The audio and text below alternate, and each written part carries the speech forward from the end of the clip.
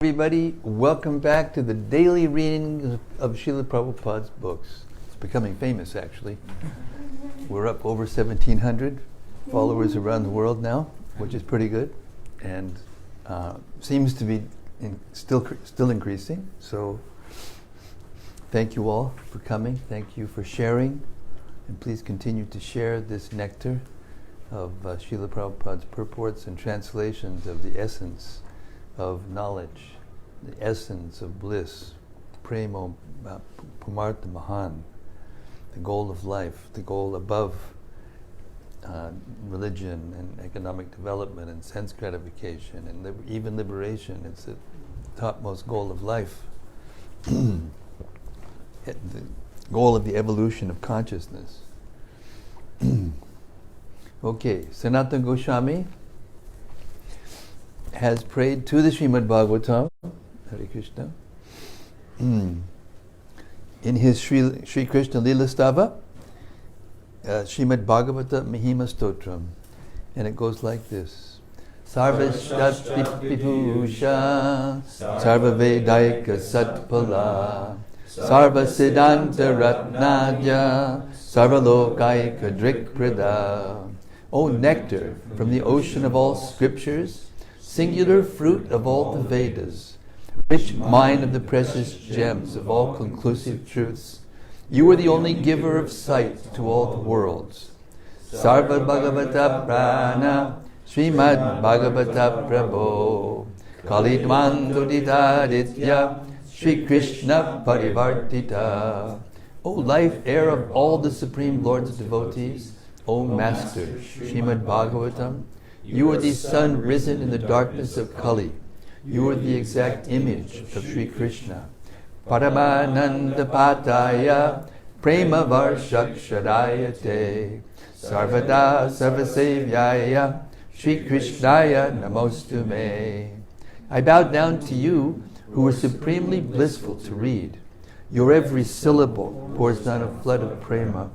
You can always be served by everyone. You are Sri Krishna himself. Madeka Bando Matsangin, Madguro Man Mahadana, Man Nistadaga Madbhagya, Mad Ananda Namosute. My only friend, my constant companion, my spiritual master, my great wealth, my savior, my good fortune, my source of ecstasy, I bow down to you. Asadu sadutadayin atinichochatakara hanamuncha kadachin mam premnarit kantayospura. O bestower of saintliness to the unsaintly, O exalter of the most fallen, please never leave me. Always appear in my heart and my voice with pure love. Om Namo Bhagavate Vasudevaya. Om Namo Bhagavate Vasudevaya. Om Namo Bhagavate Vasudevaya. Om Namo Bhagavate Vasudevaya. Om Namo Bhagavate Vasudevaya. Om Namo Bhagavate Vasudevaya. So here we are at the 10th chapter of the 9th canto, the Pastimes of the Supreme Lord Ramacandra, beginning with text 29. Sri Shukadev Goswami said,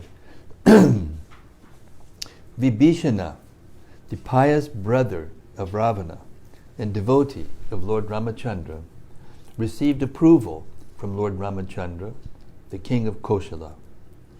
Then he performed the prescribed funeral ceremonies for his family members to save them from the path to hell. Purport: after giving up the body, one is transferred to another body. But sometimes, if one is too sinful, he is checked from transmigrating to another body, and thus becomes a ghost. To save a deceased person from ghostly life, the funeral ceremony, or Shraddha ceremony, as prescribed in authorized script Shastra, must be performed. Ravana was killed by Lord Ramacandra and was destined for hellish life. But by Lord Ramachandra's advice, Vibhishana, Ravana's brother, performed all the duties prescribed in relation to the dead. Thus Lord Ramacandra was kind to Ravana even after Ravana's death. Text 30. Thereafter, Lord Ramacandra found Sita Devi sitting in a small cottage beneath the tree named Singshapa in a forest of Ashok trees. She was lean and thin, being aggrieved because of separation from him. 31. Seeing his wife in that condition, Lord Ramacandra was very compassionate. When Ramacandra came before her, she was exceedingly happy to see her beloved, and her lotus-like mouth showed her joy. Text 32. After giving Vibhishana the power to rule the Rakshasa population of Lanka for the duration of one kalpa, Lord Ramacandra, the Supreme Personality of Godhead, Bhagavan, placed Sita Devi on an airplane decorated with flowers and then got on the plane himself. The period for his living in the forest having ended, the Lord returned to Ayodhya, accompanied by Hanuman, Sugriva, and his brother Lakshman. Text 33. When Lord Ramacandra returned to his capital Ayodhya, he was greeted on the road by the princely order, who showered his body with beautiful, fragrant flowers, while great personalities like Lord Brahma and other demigods glorified the activities of the Lord in great jubilation. 34. Upon reaching Ayodhya, Lord Ramacandra heard that in his absence his brother Bharat was eating barley cooked in the urine of a cow, covering his body with the bark of trees, wearing matted locks of hair, and lying on a mattress of kusha. The most merciful Lord very much lamented this. 35 through 38. When Lord Bharat understood that Lord Ramacandra was returning to the capital, Ayodhya, he immediately took upon his own head Lord Ramachandra's wooden shoes and came out from his camp at Nandigram. Lord Bharat was accompanied by ministers, priests, and other respectable citizens, by professional musicians, vibrating pleasing musical sounds, and by learned brahmanas loudly chanting Vedic hymns. Following in the procession were chariots drawn by beautiful horses with harnesses of golden rope. These chariots were decorated by flags with golden embroidery and by other flags of various sizes and patterns. There were many soldiers with golden armor, servants bearing betel nut, and many well-known and beautiful prostitutes. Many servants followed on foot, bearing an umbrella, whisks, different grades of precious jewels, and other paraphernalia befitting a royal reception. Accompanied in this way, Lord Bharat, his heart softened in ecstasy, and his eyes full of tears, approached Lord Ramacandra and fell at his lotus feet with great ecstatic love. Texts 39 and 40. After offering the wooden shoes before Lord Ramacandra, Lord Bharat stood with folded hands, his eyes full of tears, and Lord Ramacandra bathed Bharat with tears while embracing him with both arms for a long time. Accompanied by Mother Sita and Lakshmana, Lord Ramacandra then offered his respectful obeisances unto the learned brahmanas and the elderly persons in the family, and all the citizens of Ayodhya offered their respectful obeisances unto the Lord. Text 41. The citizens of Ayodhya, upon seeing their king return after a long absence, offered him flower garlands, waved their upper cloths, and danced in great jubilation. Text 42 and 43. O king, Lord Bharat carried Lord Ramachandra's wooden shoes. Sugriva and Vibhishana carried a whisk and an excellent fan. Hanuman carried a white umbrella. Shatrughna carried a bow and 2 quivers. And Sita Devi carried a water pot filled with water from holy places. Angada carried a sword, and Jambavan, king of the rickshaws, carried a golden shield. 44. O King Parikshit, as the Lord sat on his airplane of flowers, with women offering him prayers and reciters chanting about his characteristics, he appeared like the moon with the stars and planets. Texts 45 and 46. Thereafter, having been welcomed by his brother Bharat, Lord Ramacandra entered the city of Ayodhya in the midst of a festival. When he entered the palace, he offered obeisances to all the mothers, including Kaikeyi and the other wives of Maharaj Dasharath, and especially his own mother, Kaushalya. He also offered obeisances to the spiritual preceptors, such as Vashishta.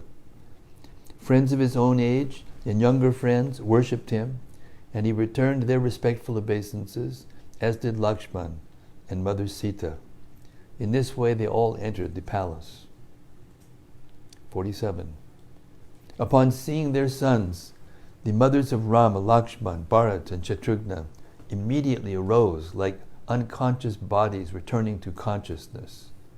The mothers placed their sons in their laps and bathed them with tears, thus relieving themselves of the grief of long separation. Text 48. The family priest or spiritual master Vashishta had Lord Ramacandra cleanly shaved, freeing him from his matted locks of hair.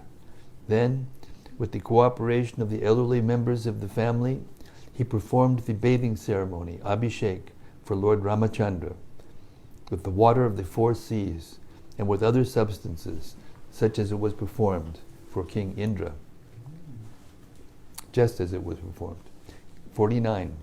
Lord Ramacandra, fully bathed and his head clean shaven, dressed himself very nicely and was decorated with a garland and ornaments. Thus he shone brightly, surrounded by his brothers and wife, who were similarly dressed and ornamented. 50. Being pleased by the full surrender and submission of Lord Bharat, Lord Ramacandra then accepted the throne of the state. He cared for the citizens exactly like a father, and the citizens, being fully engaged in their occupational duties of Varna and Ashrama, accepted him as their father. Purport. People are very fond of the pattern of Rama Rajya, and even today, politicians sometimes form a party called Rama Rajya, but unfortunately they have no obedience to Lord Rama. It is sometimes said that people want the kingdom of God without God. Such an aspiration, however, is never to be fulfilled. Good government can exist when the relationship between the citizens and the government is like that exemplified by Lord Ramacandra and his citizens. Lord Ramacandra ruled his kingdom exactly like a father takes care of his children, and the citizens, being obliged to the good government of Lord Ramacandra, accepted the Lord as their father. Thus the relationship between the citizens and the government should be exactly like that between father and son. When the sons in a family are well trained, they are obedient to the father and mother, and when the father is well qualified, he takes good care of the children. As indicated here by the words Swadharma Nirata Varnashrama Gunanvitaha, the people were good citizens because they accepted the institution of Varna and Ashrama, which arranges society in the Varna divisions of Brahmana, Kshatriya, Vaishya, and Shudra, and the Ashrama divisions of Brahmacharya, Grihastha, Vanaprastha, and Sannyas. This is actual human civilization. People must be trained according to the different Varnashram occupational duties. As confirmed in Bhagavad Gita 4.13, Chaturvarnya Mayashrishtam Gunakarma Vibhagashaha. The 4 Varnas must be established according to varying qualities and work. The first principle for good government is that it must institute this Varnashram system. The purpose of Varnashram is to enable people to become God conscious. Varnashmacharanata Purushena Padak Puman Vishnur Aradyate. The entire Varnashram scheme is intended to enable people to become Vaishnavas. Vishnur Asya Devata. When people worship Lord Vishnu as the Supreme Lord, they become Vaishnavas. Thus people should be trained to become Vaishnavas through the system of Varna and Ashrama, as they were during the reign of Lord Ramacandra, when everyone was fully trained to follow the Varnashram principles. Simply enforcing laws and ordinances cannot make the citizens obedient and lawful. That is impossible. Throughout the entire world, there are so many states, legislative assemblies, and parliaments, but still the citizens are rogues and thieves. Good citizenship, therefore, cannot be enforced. The citizens must be trained. As there are schools and colleges to train students to become chemical engineers, lawyers, or specialists in many other departments of knowledge, there must be schools and colleges to train students to become brahmanas, kshatriyas, vaishyas, shudras, brahmacharis, grihastas, vanaprasthas, and sannyasis. This will provide the preliminary condition for good citizenship. Varnashrama gunan vitaha. Generally speaking, if the king or president is a rajarshi, the relationship between the citizens and the chief executive will be clear, and there will be no possibility of disruption in the state. However, because the Varnashram system is neglected, people are generally thieves and rogues. In the system of democracy, such thieves and rogues naturally collect money from other thieves and rogues. And thus there is chaos in every government. And no one is happy. But here the example of good government is to be found in the reign of Lord Ramacandra. If people follow this example, there will be good government all over the world. Text 51. Lord Ramacandra became king during Treta Yuga, and because of his good government, the age was like Satya Yuga. Everyone was religious and completely happy. Purport. Among the four yugas, Satya, Treta, Dwapara, and Kali, the Kali Yuga is worst. But if the process of Varnashram Dharma is introduced even in this age of Kali, the situation of Satya Yuga can be invoked. The Hare Krishna movement, or Krishna consciousness movement, is meant for this purpose. Kaler dosha dide rajan asti yeko mahan gunaha kirtanad eva krishnasya mukta sangha param brajet. My dear king, although Kali Yuga is full of faults, there is still one good quality about this age. Simply by chanting the Hare Krishna Mahamantra, one can become free from material bondage and be promoted to the transcendental kingdom. Bhagavatam 12:3, 51. If people take to this Sankirtan movement of chanting Hare Krishna, Hare Rama, they will certainly be freed from the contamination of Kali Yuga, and the peoples of this age will be happy, as people were in Satya Yuga, the golden age. Anyone, anywhere, can easily take to this Hare Krishna movement. One need only chant the Hare Krishna Mahamantra, observe the rules and regulations, and stay free from the contamination of sinful life. Even if one is sinful and cannot give up sinful life immediately, if he chants the Hare Krishna Mahamantra with devotion and faith, he will certainly be freed from all sinful activities, and his life will be successful. Param Vijayate Sri Krishna Sankirtanam. This is the blessing of Lord Ramacandra, who has appeared in this age of Kali as Lord Gaurasundar. Text 52. O Maharaj Parikshit, best of the Bharat dynasty, during the reign of Lord Ramacandra, the forests, the rivers, the hills and mountains, the states, the 7 islands, and the 7 seas were all favorable in supplying the necessities of life for all living beings. Text 53. When Lord Ramacandra, the Supreme Personality of Godhead, was the king of this world, All bodily and mental suffering, disease, old age, bereavement, lamentation, distress, fear, and fatigue were completely absent. There was even no death for those who did not want it. Purport. All these facilities existed because of Lord Ramachandra's presence as the king of the entire world. A similar situation could be introduced immediately, even in this age called Kali, the worst of all ages. It is said, Kali Kali Namo Rupe Krishna Avatar. Krishna descends in this Kali Yuga in the form of his holy name, Hare Krishna, Hare Rama. If we chant offenselessly, Rama and Krishna are still present in this age. The kingdom of Rama was immensely popular and beneficial, and the spreading of this Hare Krishna movement can immediately introduce a similar situation, even in this Kali Yuga. Text 54. Lord Ramachandra took a vow to accept only one wife and have no connection with any other women. He was a saintly king, and everything in his character was good, untinged by qualities like anger. He taught good behavior for everyone, especially for householders, in terms of Varnashram Dharma.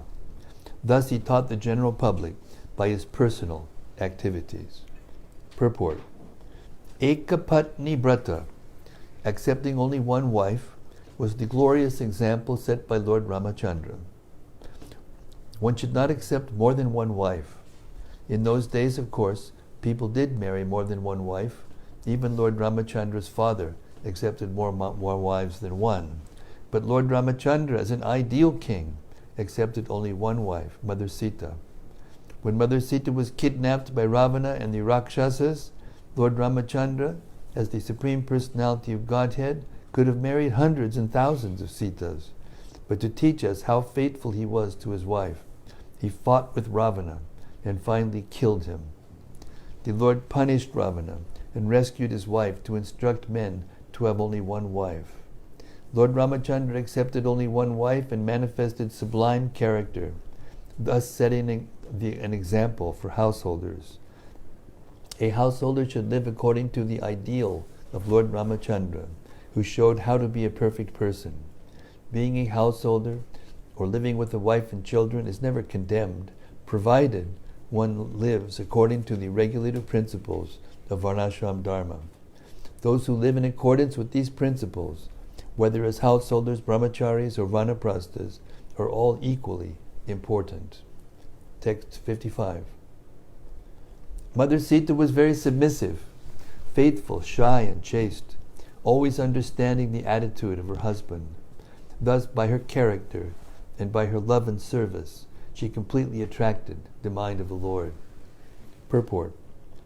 As Lord Ramachandra is the ideal husband, Ekapatni Brata, Mother Sita is the ideal wife.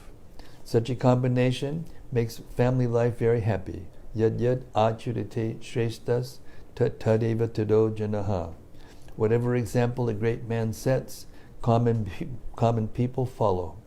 If the kings, the leaders, and the brahmanas, the teachers, would set the examples we receive from Vedic literature, the entire world would be heaven. Indeed, there would no longer be hellish conditions within this material world.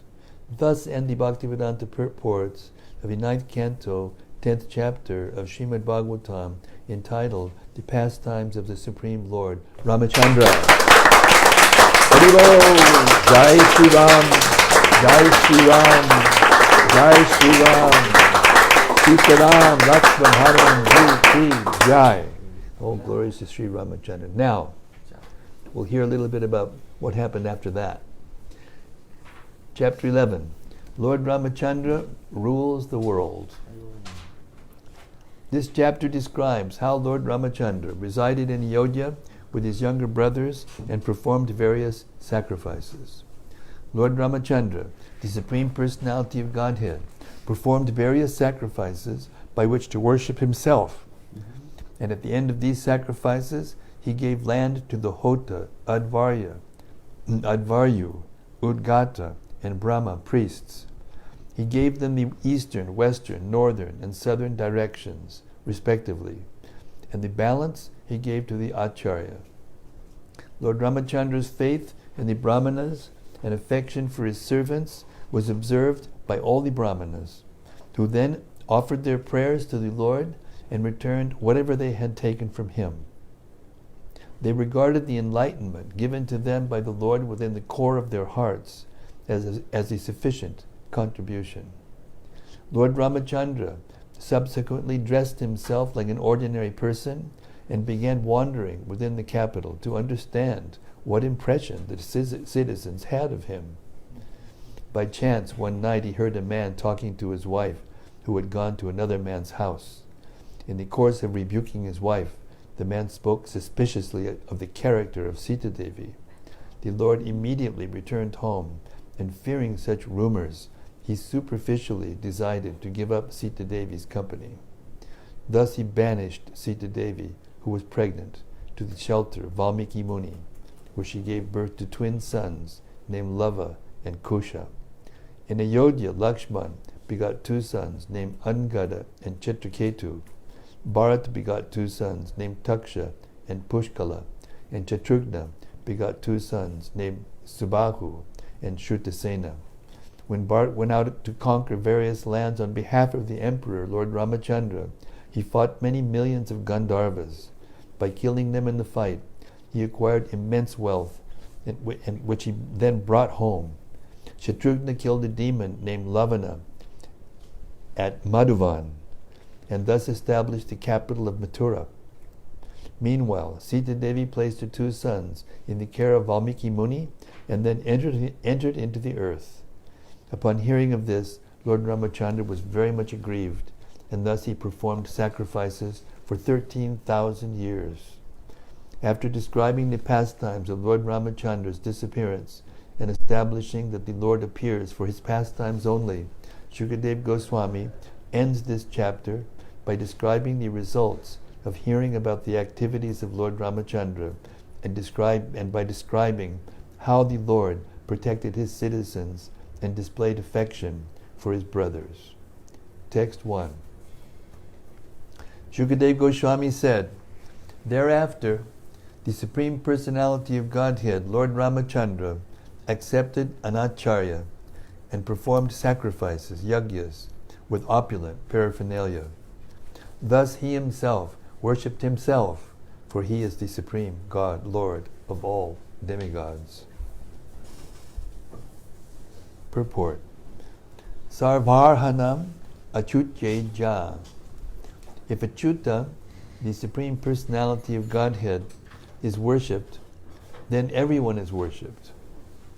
As stated in Srimad-Bhagavatam 4:31-14, Yata tador mula nishechanena kripyanti yat skandabujo pashakaha prano paharach jayatendriyanam yataiva sarvarhanam atchujeja. As pouring water on the root of a tree worships the trunk, branches, twigs, and leaves, and as supplying food to the stomach enlivens the senses and limbs of the body, worshipping the Supreme Personality of Godhead satisfies the demigods who are part of that Supreme Personality. Performing yajna involves worshipping the Supreme Lord.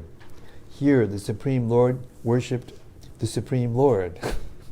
Therefore it is said, Bhagavan Atmavatmanam Ije. The Lord worshipped himself by himself. This does not, of course, justify the Mayavad philosophy by which one thinks himself the Supreme Personality of Godhead. The jiva, the living entity, is always different from the Supreme Lord. The living entities, vibhishana, vibhinangsha, never become one with the Lord, although Mayavadis sometimes imitate the Lord's worship of himself. Lord Krishna meditated upon himself every morning as a grihastha, and similarly, Lord Ramachandra performed yajnas to satisfy himself. But this does not mean that an ordinary living being should imitate the Lord by accepting the process of ahangraha upasana. Such unauthorized worship is not recommended herein. Text 2. Lord Ramacandra gave the entire east to the Hota priest, the entire south to the Brahma priest, the west to the Adbaryu priest, and the north to the Udgata priest, the reciter of the Samaveda. In this way he donated his kingdom. Text 3. Thereafter, thinking that because the Brahmanas have no material desires, they should possess the entire world, Lord Ramacandra delivered the land between the east, west, north, and south to the Acharya. Text 4. After thus giving everything in charity to the Brahmanas,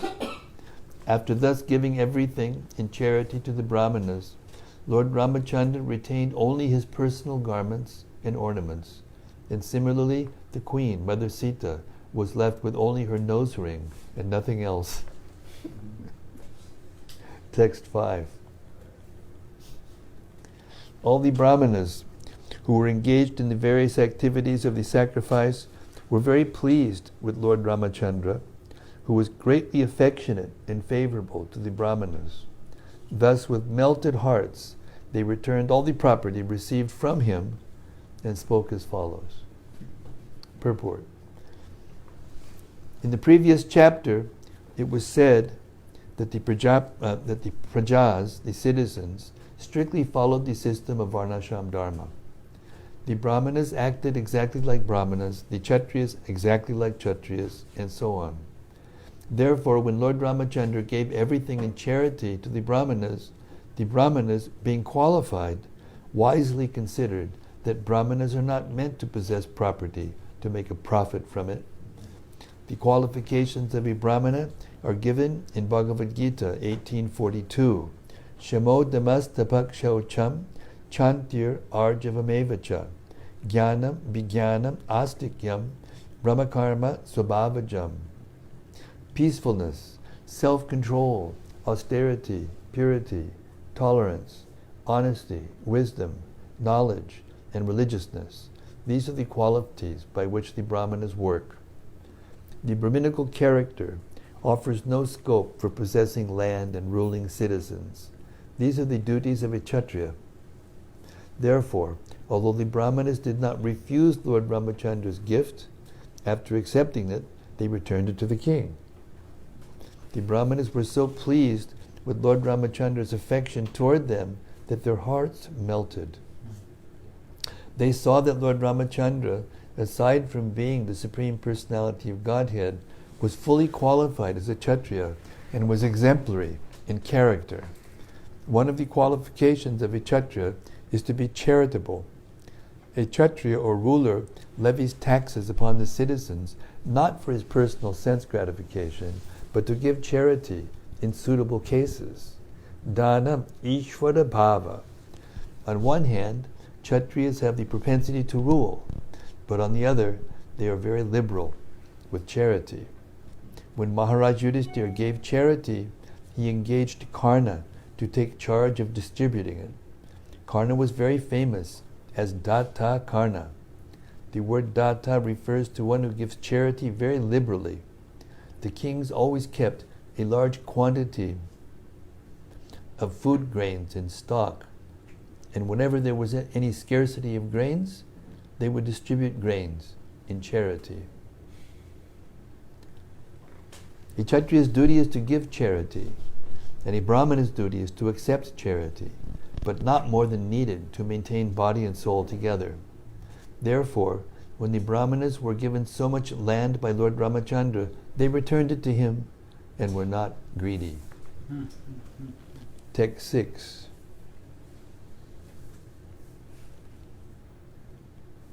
O Lord, you are the master of the entire universe. What have you not given to us? You have entered the core of our hearts and dissipated the darkness of our ignorance by your effulgence. This is the supreme gift. We do not need a material donation. Purport.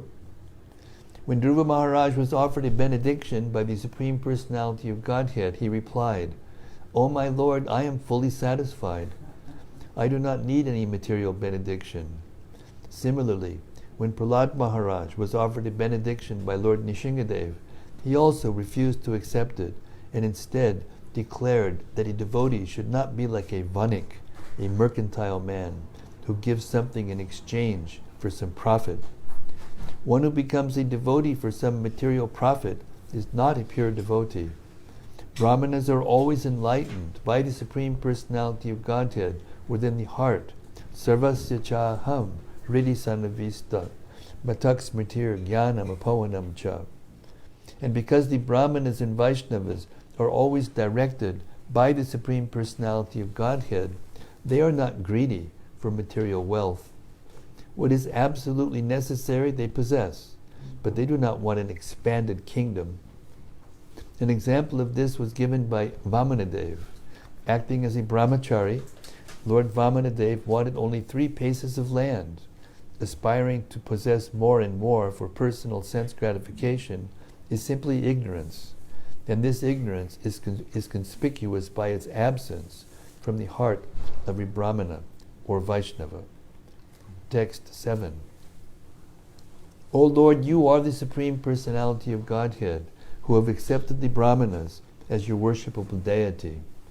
Your knowledge and memory are never disturbed by anxiety. You are the chief of all famous persons within this world, and your lotus feet are worshipped by sages who are beyond the jurisdiction of punishment. O Lord Ramacandra, let us offer our respectful obeisances unto you. Text 8. Shukadeva Goswami continued, once, while Lord Ramacandra was walking at night incognito, hiding himself by a disguise to find out the people's opinion of himself, he heard a man speaking unfavorably about his wife, Sita Devi. Text 9.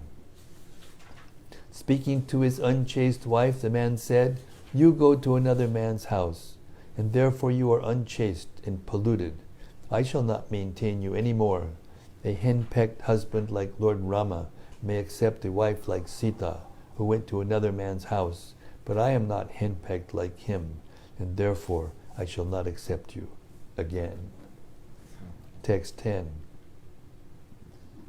Shukadeva Goswami said, men with a poor fund of knowledge and a heinous character speak nonsensically. Fearing such rascals, Lord Ramacandra abandoned his wife, Sita Devi, although she was pregnant. Thus Sita Devi went to the ashram of Valmiki Muni.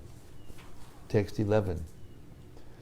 When the time came, the pregnant mother Sita Devi gave birth to twin sons, later celebrated as Lava and Kusha. The ritualistic ceremonies for their birth were performed by Valmiki Muni. Text 12. O Maharaj Parikshit, Lord Lakshman had 2 sons named Angada and Chitraketu, and Lord Bharat also had 2 sons named Taksha and Pushkala. Text 13 and 14. Shatrughna had 2 sons named Subahu and Shrutasen. When Lord Bharat went to conquer all directions, he had to kill many millions of Gandharvas, who were generally pretenders. Taking all their wealth, he offered it to Lord Ramacandra. Shatrughna also killed a Rakshasa named Lavana, who was the son of Madhu Rakshasa. Thus he established in the great forest known as Madhuvan, the town known as Mathura. Text 15. Being forsaken by her husband, Sita Devi entrusted her 2 sons to the care of Valmiki Muni. Then, meditating upon the lotus feet of Lord Ramacandra, she entered into the earth. Purport. It is impossible for Sita Devi to live in separation from Lord Ramacandra.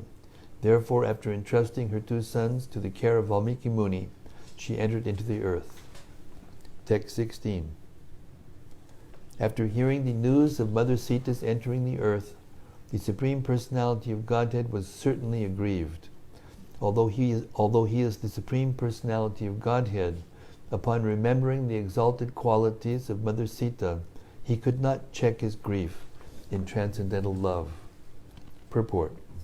Lord Ramachandra's grief at the news of Sita Devi's entering the earth is not to be considered material. In the spiritual world, also there are feelings of separation, but such feelings are considered spiritual bliss. Grief in separation exists even in the Absolute, but such feelings of separation in the spiritual world are transcendentally blissful. Such feelings are a sign of tasya prema vashatva swabhava, being under the influence of ladini shakti and being controlled by love. In the material world, such feelings of separation are only a perverted reflection.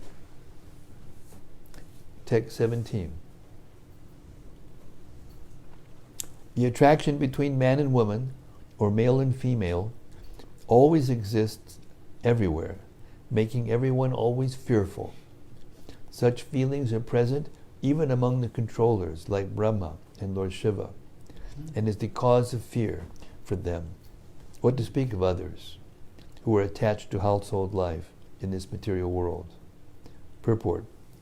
As explained above, when the feelings of love and transcendental bliss from the spiritual world are pervertedly reflected in this material world, they are certainly the cause of bondage. As long as men feel attracted to women in this material world, and women feel attracted to men, the bondage of repeated birth and death will continue. But in the spiritual world, there is no cause of birth and death. Such feelings of but in the spiritual world, where there is no fear of birth and death, such feelings of separation are the cause of transcendental bliss. In the absolute reality, there are varieties of feeling, but all of them are of the same quality of transcendental bliss. Text 18. After Mother Sita entered the earth, Lord Ramachandra observed complete celibacy and performed an uninterrupted Agnihotra Yajna for 13,000 years. Text 19. After completing the sacrifice, Lord Ramachandra, whose lotus feet were sometimes pierced by thorns when he lived in Dandakaranya, placed those lotus feet in the hearts of those who always think of him. Then he entered his own abode, the Vaikuntha planet, beyond the Brahmajyoti. Purport. The lotus feet of the Lord are always a subject matter for meditation for devotees. Sometimes, when Lord Ramachandra wandered in the forest of Dandakaranya, thorns pricked his lotus feet. The devotees, upon thinking of this, would faint. The Lord does not feel pain or pleasure from any action or reaction of this material world, but the devotees cannot tolerate even the pricking of the Lord's feet by a thorn. This was the attitude of the gopis when they thought of Krishna wandering in the forest with pebbles and grains of sand pricking his lotus feet. This tribulation in the heart of a devotee cannot be understood by karmis, jnanis, or yogis. The devotees, who could not tolerate even thinking of the Lord's lotus feet being pricked by a thorn, were again put into tribulation by thinking of the Lord's disappearance. For the Lord had to return to his abode after finishing his pastimes in this material world. The word Atma Jyoti is significant. The Brahma Jyoti, which is greatly appreciated by jnanis or monistic philosophers who desire to enter it for liberation, is nothing but the rays of the Lord's body. Yasyap Prabha Prabhavato Jagadanda Koti Kotishvashesha Vasudadi Vibhuti Binam Yad Brahma Nishkalam Anantam Ashesha Bhutam Govindam Adipurusham Tamaham Bhajami. I worship Govinda, the primeval Lord, who is endowed with great power. The glowing effulgence of his transcendental form is the impersonal Brahman, which is absolute, complete, and unlimited, and which displays the varieties of countless planets with their different opulences in millions and millions of universes. Ramasamhita 540. The Brahmajyoti is the beginning of the spiritual world, and beyond the Brahmajyoti are the Vaikuntha planets. In other words, the Brahmajyoti stays outside the Vaikuntha planets, just as the sunshine stays outside the sun. To enter the sun planet, one must go through the sunshine. Similarly, when the Lord or his devotees enter the Vaikuntha planets, they go through the Brahmajyoti. The Jnanis or monistic philosophers, because of their impersonal conception of the Lord, cannot enter the Vaikuntha planets, but they also cannot stay eternally in the Brahmajyoti. Thus, after some time, they fall again to this material world. Arurya krich trena padam tatat padantyado nadrita yushmad angrayaha. Bhagavatam 10:2-32. The Vaikuntha planets are covered by the Brahmajyoti, and therefore one cannot properly understand what those Vaikuntha planets are unless one is a pure devotee. Text 20. Lord Ramachandra's reputation for having killed Ravana with showers of arrows at the request of the demigods, and for having built a bridge over the ocean, does not constitute the factual glory of the Supreme Personality of Godhead, Lord Ramachandra, whose spiritual body is always engaged in various pastimes. Lord Ramachandra has no equal or superior, and therefore he has no need to take help from the monkeys to gain victory over Ravana. Purport. As stated in the Vedas, Shvetashvatara Upanishad, Natasya karyam karanam chavidyate, Natat shamas cha bratikas chadrisyate, Parasya shaktir vividaiva shruyate, Swabhaviki jnana bala kriya cha. The Supreme Lord has nothing to do, and no one is found to be equal or greater than him. For everything is done naturally and systematically by his multifarious energies. The Lord has nothing to do, natasya karyam karanam javidyate. Whatever he does is his pastime. The Lord has no duty to perform to oblige anyone. Nonetheless, it appears that he acts to protect his devotees or kill his enemies. Of course, no one can be the Lord's enemy, since who could be more powerful than the Lord? There is actually no question of anyone's being his enemy. But when the Lord wants to take pleasure in pastimes, he comes down to the material world and acts like a human being, thus showing his wonderful, glorious activities to please the devotees. His devotees always want to see the Lord victorious in varied activities, and therefore to please himself and them, the Lord sometimes agrees to act as a human being and perform wonderful, uncommon pastimes for the satisfaction of the devotees. Text 21. Lord Ramachandra's spotless name and fame, which vanquish all sinful reactions, are celebrated in all directions, like the ornamental cloth of the victorious elephant that conquers all directions. Great saintly persons like Markandeya Rishi still glorify his characteristics in the assemblies of great emperors like Maharaj Yudhishthir. Similarly, all the saintly kings and all the demigods, including Lord Shiva and Lord Brahma, worship the Lord by bowing down with their helmets. Let me offer my obeisances unto his lotus feet. Text 22. Lord Ramachandra returned to his abode, to which bhakti yogis are promoted. This is the place to which all the inhabitants of Ayodhya went after they served the Lord in his manifest pastimes by offering him obeisances, touching his lotus feet, fully observing him as a father-like king, sitting or lying down with him like equals, or even just accompanying him. Purport. The Lord says in Bhagavad Gita 4:9, Janma karma chame divyam evam yo veti tatpataha jaktva deham punar janma naitimam eti sorjana.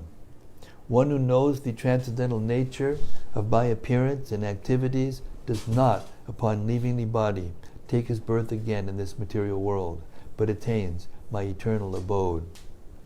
O Arjuna, here this is confirmed. All the inhabitants of Ayodhya who saw Lord Ramacandra as citizens, served him as servants, sat and talked with him as friends, or were somehow or other present during his reign, went back home, back to Godhead. After giving up the body, the devotees who become perfect in devotional service after giving up the body, the devotee who becomes perfect in devotional service enters that particular universe where Lord Ramacandra or Lord Krishna is engaged in his pastimes. Then, after being trained to serve the Lord in various capacities in that Prakata Lila, the devotee is finally promoted to Sanatan Dhamma, the supreme abode in the spiritual world. This Sanatan Dham is also mentioned in Bhagavad Gita. Parastasmat tubhavonyo byakto byaktat sanatanaha. One who enters the transcendental pastimes of the Lord is called Nitya Lila Pravishta. To understand clearly why Lord Ramacandra returned, it is mentioned herewith that the Lord went to that particular place where the Bhakti Yogis go.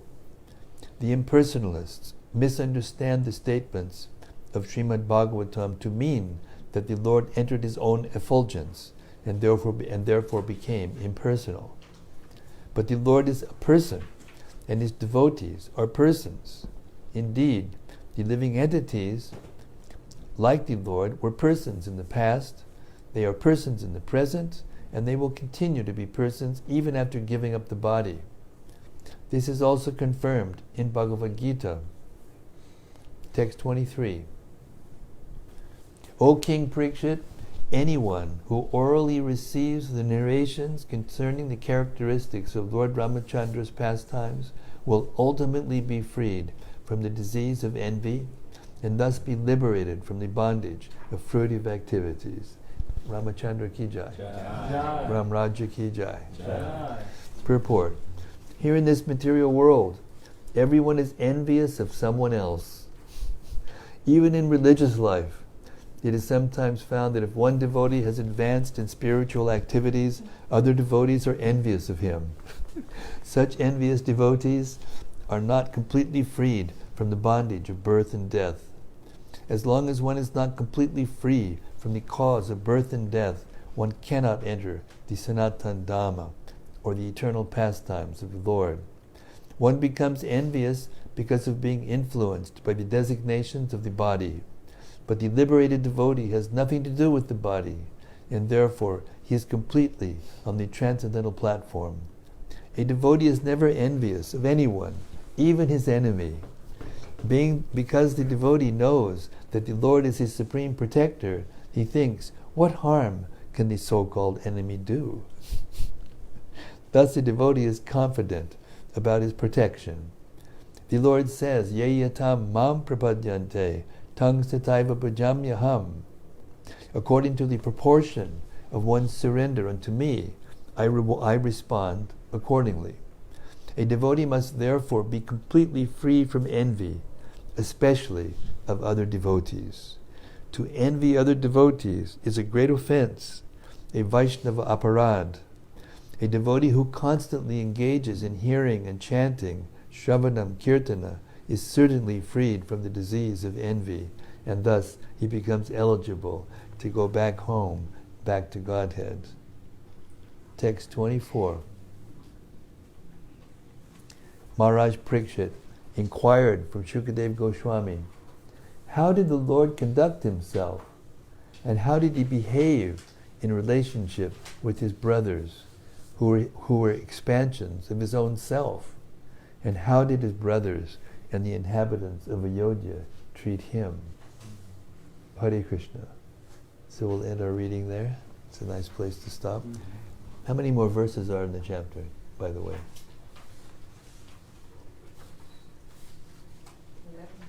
11. Okay, we'll wait. It's 7:30. Okay, time for our open mic time. Anybody who has anything to say about Lord Ramacandra, relish, appreciate, remunerate, be our guests.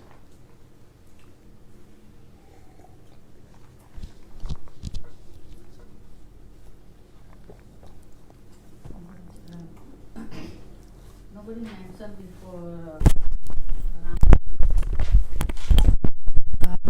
I heard the katha so many times for Lord Ramacandra, but I never heard anybody explain about his brother. All his brother has also 2 children. Yes, very interesting. All of them had 2 children. Because Krishna does everything systematically. Everything that he does systematically. When he had 16,000 wives, each one of them had 10 sons and 1 daughter. Every one of them, all 16,000. He does these things just so that we can remember that even though he's acting like a human being, he's not a human being. He does things in a way that are just too coincidental to be coincidences. But the most difficult part of this pastime to understand is why Sita Devi had to go. Somebody would like to discuss that?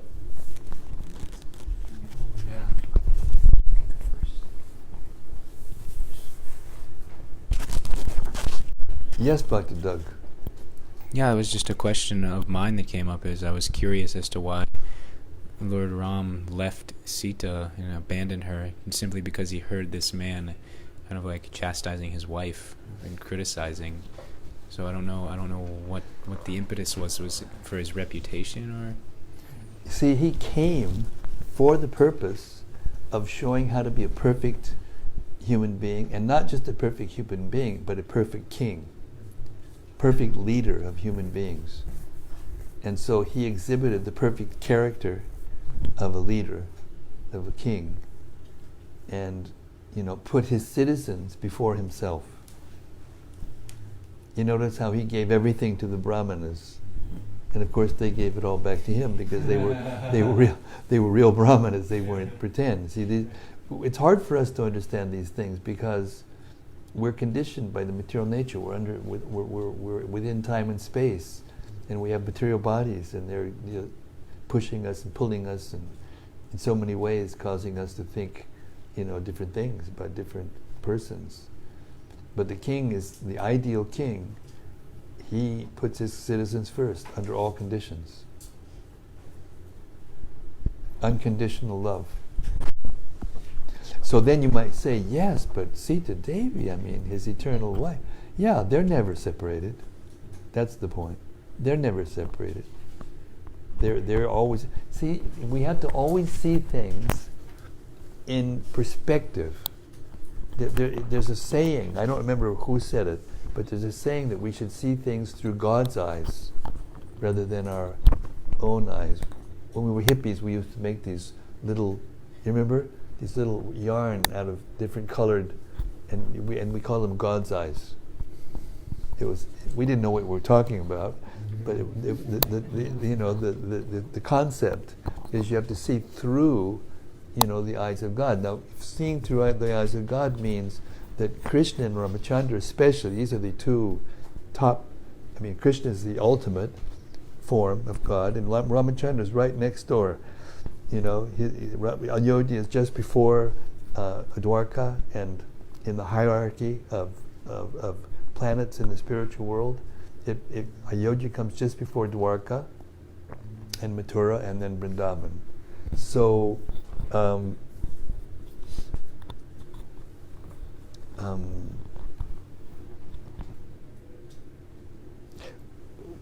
through Lord Ramachandra's eyes, he's living in the spiritual world. There is no time.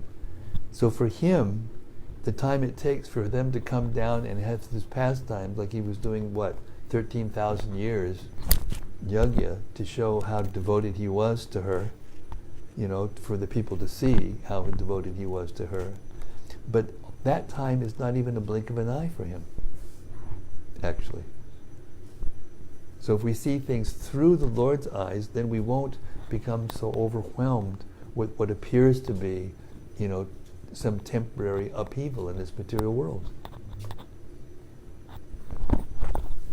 For the residents of the spiritual world, it's nothing. It's not even a blink of the eye. If all the universes are come into being, go through its whole cycle, of a lifetime of Brahma, which is 311 trillion years, and then gets wound back up into Mahavishnu within one breath, then what? And he's just an expansion of an expansion of an expansion of an expansion of Krishna. Then what is that to Krishna?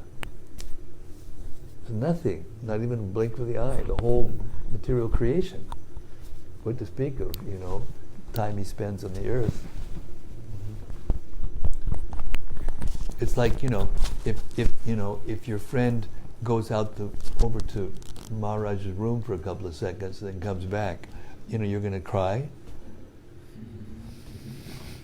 The gopis do. The cowherd boys, when they're in this forest and Krishna goes behind a tree and they can't see him for a second, they feel like they've lost their life. That's pure love. That's real love. That's ecstatic love. And therefore, because they feel like that, Krishna's bound by that love. He can't leave them.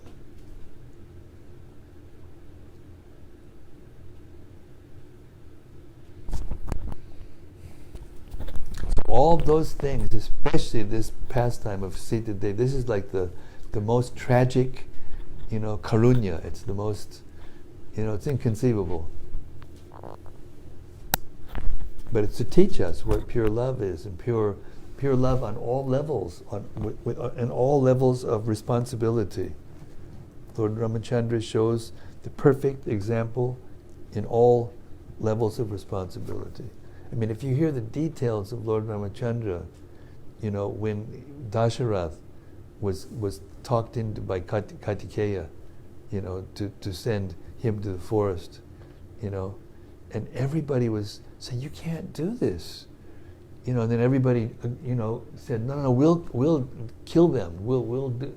Everybody came to him, and he said, "No, my father said. I have to go. I have to go. That's the supreme religious principle." So he acted in ways of dharma. This is real dharma. That's above possible any human being can do. So that was his purpose, and therefore that pastime of Sita Devi happened. So that all kings for all time will have that example to follow. The standard.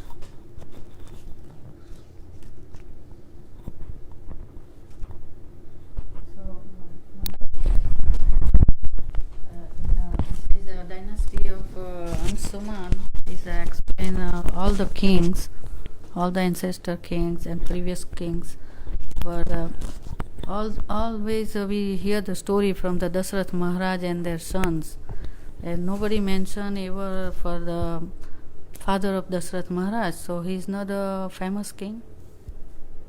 Dasharath? We just heard it. Father Dasarath Maharaj's father. Yes, but Dasharath's father is described in the Bhagavatam. But other people make stories and they never mention. It's because it's the history of the whole universe. If they were to go into the details of everyone, it would not be possible. That's all. If anybody's in the Bhagavatam, they're special. And Yudhishthira Maharaj also same way. When Yudhishthira Maharaj heard that Krishna left the world, they left kingdom and left home. Yes. perfect examples. So how they are so give up everything right away? How that can be? They don't give up anything. The kingdom and They don't give up anything. Didn't belong to them. Oh, You're thi- that's you're not thi- you're belong thi- to you're them, thinking- yeah, but You're thinking they're giving up something that belonged to them. but They still, they never thought that it belonged to them. We're thinking everything belongs to us. Therefore, we're thinking, how could they do that? No, they're not thinking. They're thinking, we were here to serve Krishna. He's left. Hey, we're going wherever he goes. We're going. They don't give anything up. There's material conception, material concept.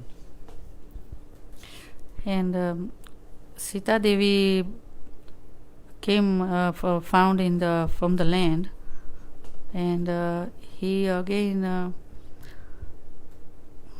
gone in the land again in the last. So her birth and there is no appearance and disappearance, but it's like she came from the earth, and in the last she already again dissolved herself in the Correct. earth. Just like the sun comes up from the eastern horizon and sets at the western horizon. You can't So- see the sun, then you can see the sun, then you can't see the sun again. So it's hard to understand the way she left again. We heard again and again. Yeah. You can't understand until you become a pure devotee. So your question shouldn't be, how's that possible? Your question should be, how can I become a pure devotee so that I can understand? That should be your question. And then you should do it. Then you'll understand. Those answers are only revealed to devotees who are completely pure in heart. So if you become completely pure in heart, then you'll understand all those things. Then you go back and play with Krishna. It's interesting, this idea of Leela. A little child before 5, before he has to go to school, everything they do is Leela. They just do what they want to do. Of course they want to play, they want to do this, but it's just at their own, just what they want to do, they just do. That's Leela. So Krishna's like that eternally. Everything he does is Leela. He's not forced to do anything.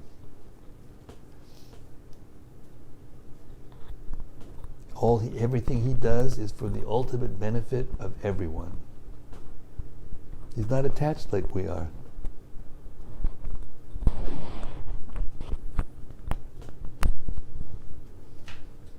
So if we understand that janma karma chame divyam evam yot piditattataha chakta deham punarjanma naitimam pidisorjana. If you actually understand these things, Jiva Goswami, he said a really nice thing in the Sandarbhas, Tava Sandarbha. He said, unless you understand and accept that Krishna is the Supreme Personality of Godhead and that he's achintya, inconceivable, he can do whatever he likes. There's no impediment. Whatever he wants, he thinks, and all the energies in the universe act immediately to fulfill his desire. He's never lacking anything.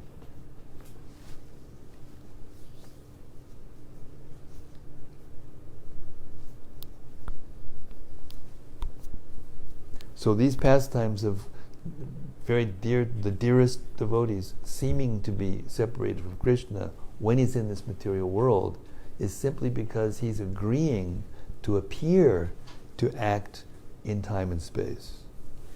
But he never acts in time and space. Ajopi san avyayatma bhutanam ishwaropi san prakritim swam adishtaya sambhavam yatmamayaya. He comes by his own sweet will in his transcendental body, his eternal transcendental body. There's never any birth, there's never any death, there's never any diminution of anything in relationship to Krishna.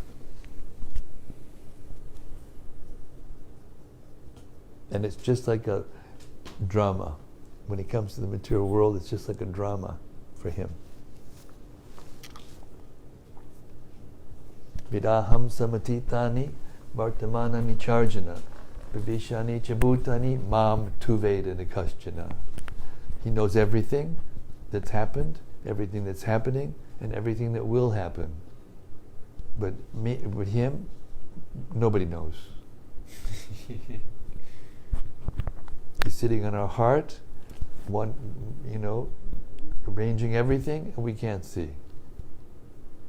Remember that pastime when he enters into Hiranyakashipu, just to satisfy Hiranyakashipu so that he can think. Just see, he's a coward. He just enters into the heart. But he didn't think he's entered into my heart. He said he must have died because I can't find him anywhere. I went everywhere looking for him. I couldn't find him. He was so powerful. And then he said, he must have died. Good.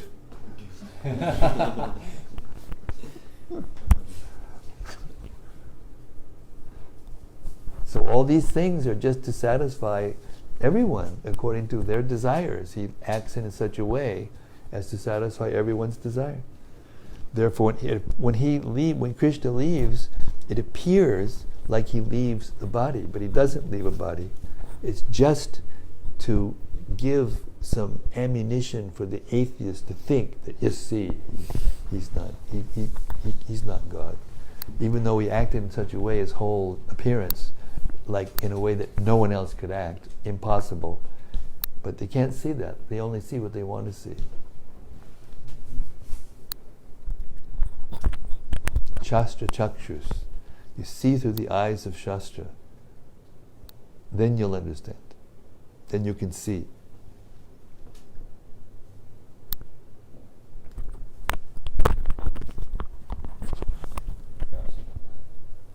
Okay. If I may. Bhakti Chris, please. All right. Thank you for that. There was a lot of good points. I mean, Lord Ramacandra certainly set a perfect example of qualities. I was just reflecting on the last part where it says the freedom from envy and liberation of fruitful activities by knowing this pastime of Lord Ramacandra.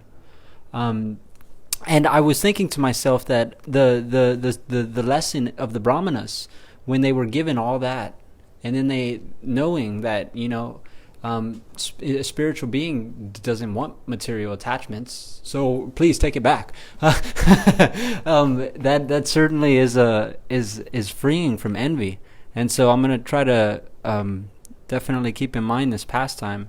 It was very helpful. Not to mention there was a lot of other great points it made on here. So thank you very much for that reading. Hare Krishna. Just trying to be the mailman, the peon. Just call me the peon. Okay, from cyberspace, who do we got? Hannah has a reflection and then also a couple of questions. This is who? Hannah? Hannah, okay. She says, Hare Krishna, Guru Dev. This is her reflection first. Please accept my humble obeisances. Today we read that laws in states won't make people follow them. I thought this was also relevant in my religious upbringing. There's rules we are said to follow, but no real understanding as to why, besides because God wants us to. I like the point Prabhupada made that people must be trained to become Brahminical, and a process how to come to that platform. And then her question, how is it that one is trained how to worship the Lord upon leaving this body, and then again transferred to that original abode? How is it? How is it that one is by the Lord's mercy.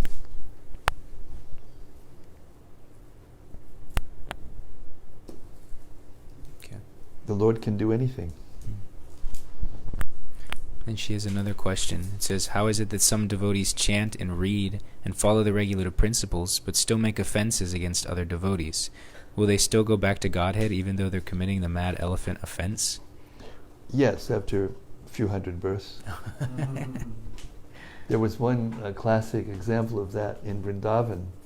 There's an ashram right back of the Krishna Balaram Mandir, and there they chant this made-up mantra. I can't even remember what it is exactly. Nitai Gaur Radhe Sham Hari Krishna Hari Ram, something like that. And it's all names of Krishna or Gaur Nitai, but it's made up. So then the devotees asked Prabhupada, so they're chanting the names of Gaur Nitai and Radha Krishna, so will they go back to Godhead? And Prabhupada said yes, after 700 births. Because they offend by making things up and not following the acharyas. They offend the acharyas by making things up, and they have to pay for that offense. But because they've chanted the names, they are eligible. But they have to, first of all, they have to use up the reactions for the offenses. So the Lord arranges it. He's in the heart. He knows.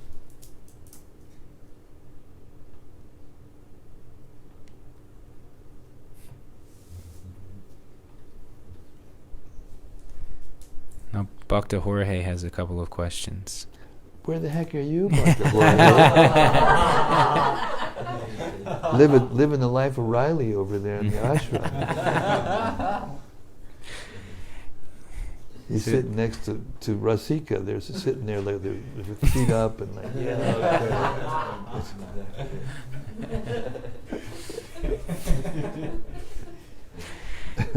He says, Hare Krishna Maharaj, please accept my humble obeisances. All glories to Srila Prabhupada.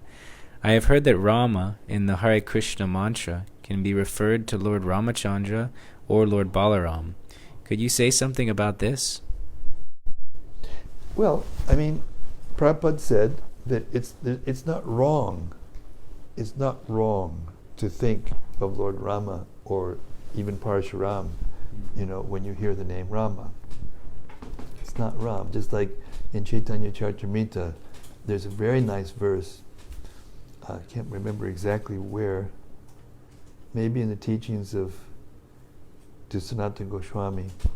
Anyway, the idea is that if you think Vishnu is Krishna or Krishna is Vishnu, Krishna is Vishnu, you're not making a mistake. They're both the same person. Therefore, the great acharyas, when they hear different ignorant persons trying to blaspheme Krishna, they, interpret the Sanskrit, or they see that they split the words up differently so that it comes out that they're actually praising Krishna.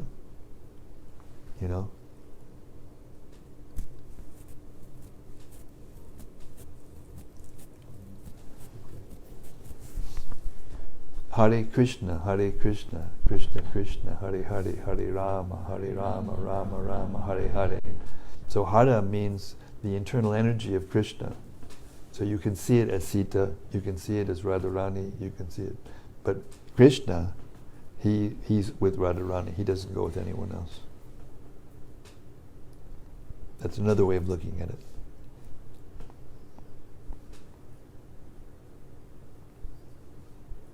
Balaram, when he sees that Radharani is there, and that Krishna is going to be there, then he goes to he takes a different route. He doesn't go there where Radha and Krishna are together.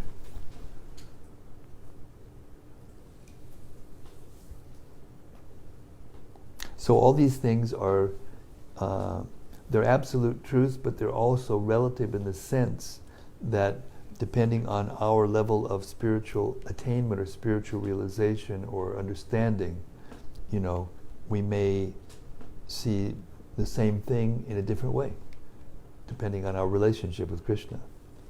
The Puranas have different pastimes of Krishna described, and some of the pastimes seem to be different than in the Bhagavatam, because they're being seen through the eyes of someone who has a different relationship, who has a different understanding. Therefore, it isn't necessarily for us so good to mix them and try to put them together. On the other hand, there's nothing wrong with it either. So when we still have envy in our hearts, or we still have inauspicious things in our heart, then we won't be able to see everything perfectly clearly.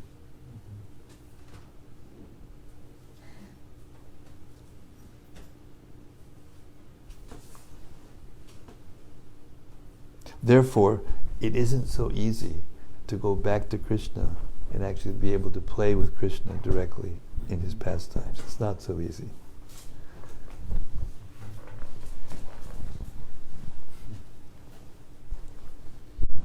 But just imagine Lord Chaitanya's mercy, the extent of Lord Chaitanya's mercy. That he came and gave us this process of chanting, and we chant and dance together, and hear the Bhagavatam like this together, and we get some mercy. We understand things that normal people can't understand, just by the mercy of Lord Chaitanya, just by the mercy of Srila Prabhupada. And we can do that with another person. If I just read in Chaitanya Charitamrita this morning how Lord Chaitanya, would. Someone saw him and they would become completely purified, and that person who became completely purified went back to his village, and that person became purified, and the person who saw them, they become purified, and that's the parampara system.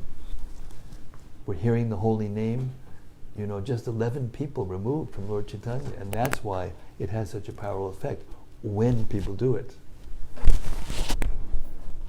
Even if they don't do it, they're just by coming in contact with the holy name, walking down the street and they say Harinam, their material lives are finished. It's just a matter of time. That's Lord Chaitanya's mercy. Namo Mahavaranyaya Krishna Prema Pradayate Krishnaya Krishna Chaitanya Namne Goratvije Namaha.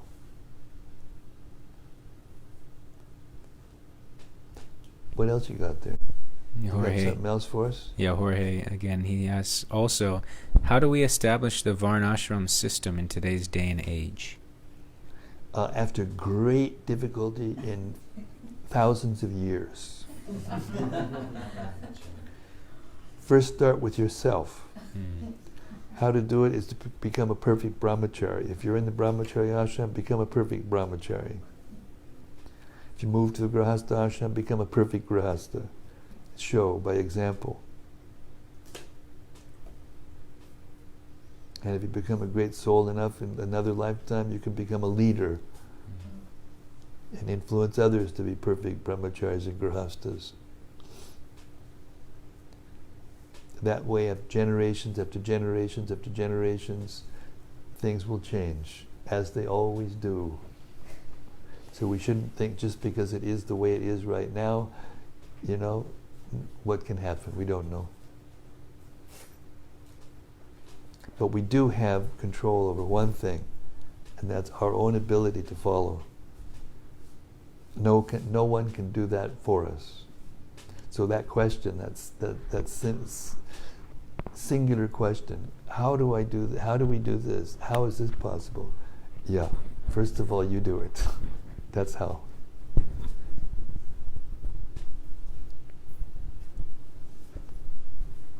And it's simple, because Lord Chaitanya made it simple, because we're so fallen. It has to be simple. Therefore the demigods pray to take birth in the Kali Yuga, especially after Lord Chaitanya's pastimes, so that they can get this Harinam Sankirtan.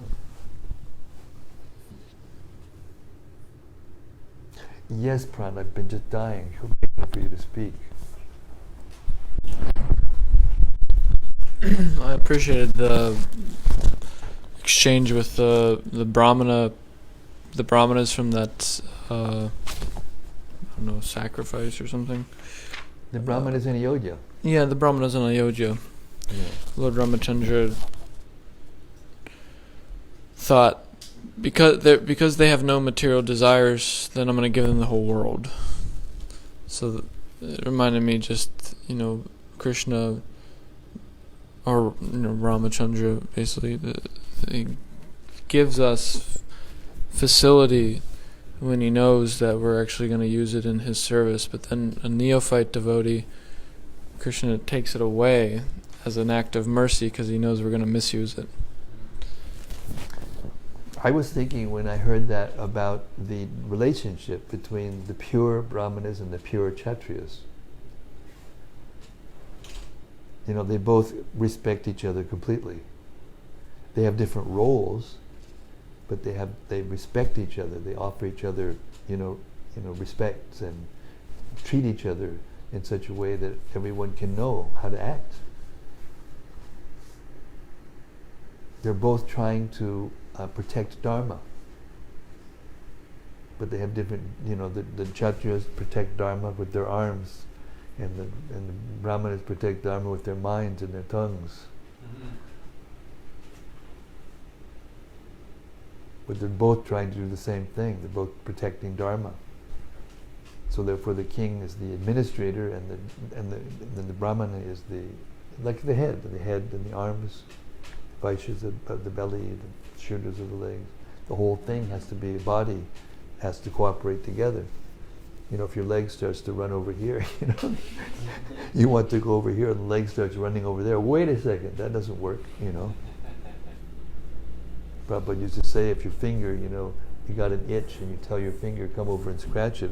If you say, come over and scratch it, and it doesn't, then there's something wrong. then you're in a diseased state.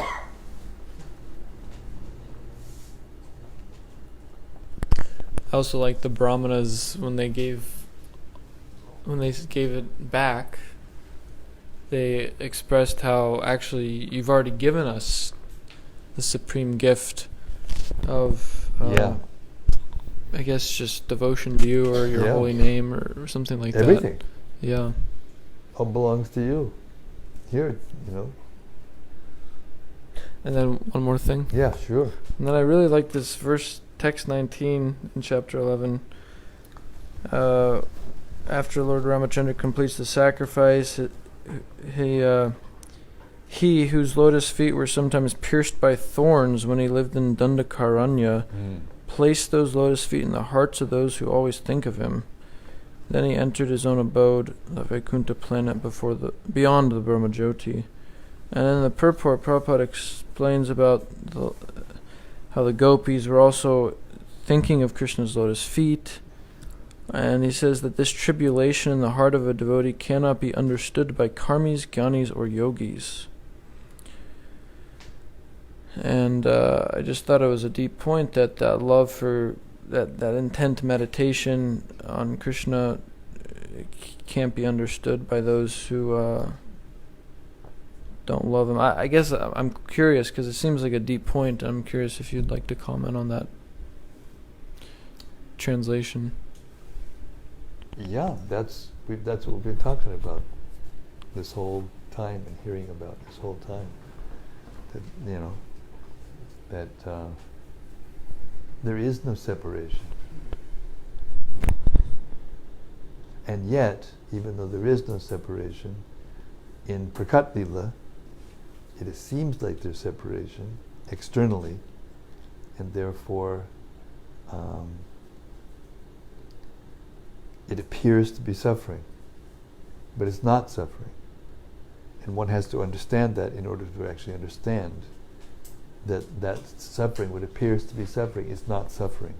It's actually the greatest ecstasy. That serving Krishna in separation, or the feelings of separation for Krishna, is the most intense form of love, or the most intense aspect of love. Doesn't mean they don't want to be together, and doesn't mean that they aren't together. But when it's just like it says in the mundane world, absence makes the heart grow fonder. When you're, apart from your beloved, then your love grows. And then when you get together, it's more ecstatic.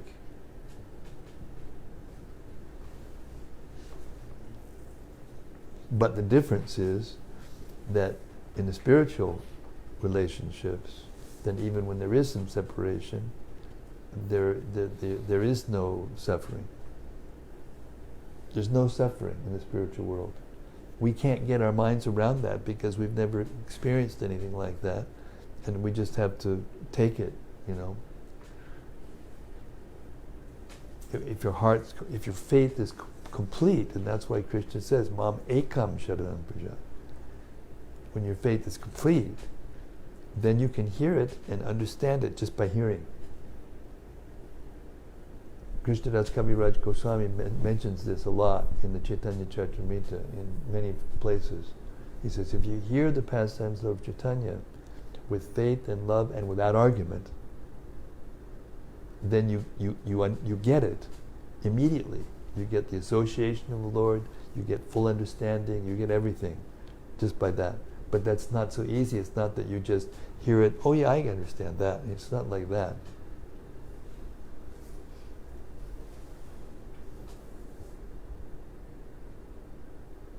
Full faith, full surrender.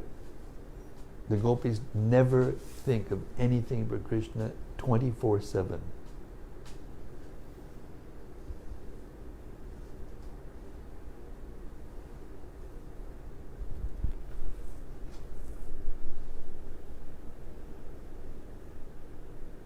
Inconceivable to us from this platform, from within the material world, still conditioned by the laws of material nature.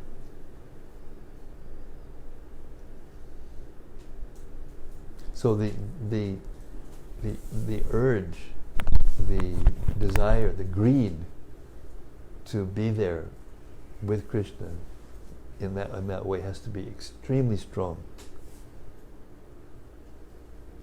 to attract Krishna and to. It means you can't live with that for a second more without Krishna. You can't live for another second without you. You have to come, then he'll come. But you can't imitate that. You can't just say the words. Your heart has to be completely pure. And you have to go through the trials and tribulations of being in the material world for so long and for doing all these things in order to.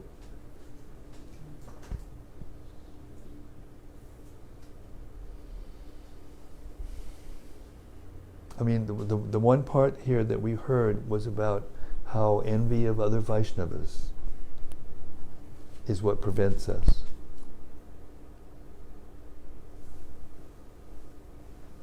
That has to be given up. Nirmatsaranam parama, nirmatsaranam satam.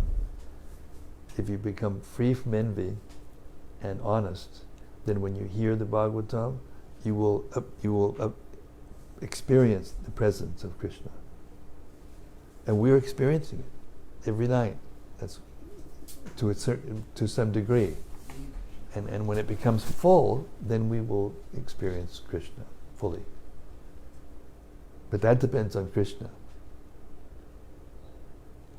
Even if we become completely, he may not come. He's completely, he can do whatever he wants. And that's why the gopis, even when they're completely bewildered because Krishna's away, they say he can do whatever he wants, I want to forget him. This is too much. But I can't forget him. That's the situation. I want to forget him, but I can't forget him. That means Krishna is fixed there, attached, bound by the ropes of their love. He cannot leave. Anyway, that's a deep subject. You mentioned about the process of attaining that state of greed, and you said we have to traverse the trials and tribulations. I was wondering if... Well, you have to purify your heart to the point where you will not forget Krishna under any circumstances. That's the purpose of all the trials and tribulations. This might seem like a really, not a great question, but I guess how do I do that? How do we do that? You can't. Who are you? As long as you're thinking like that, then, you're just supposed to Krishna. Not how can I do this? You say Krishna, you have to do this. That's the greed. The greed is I can't. Yes. We also read that as we surrender, Krishna warned us accordingly. In one of the... Give her the mic, quick. As we surrender, Krishna warned us accordingly. Yes. Yayatam mam prapajante tang sadaiva bhajamiham. the devotee of his devotee. So if you become a pure devotee and really attached to Krishna to the point where you can't give him up under any circumstance, then he will stay with you. That's the answer to the question. But Krishna has to agree. He has to agree because he's you know.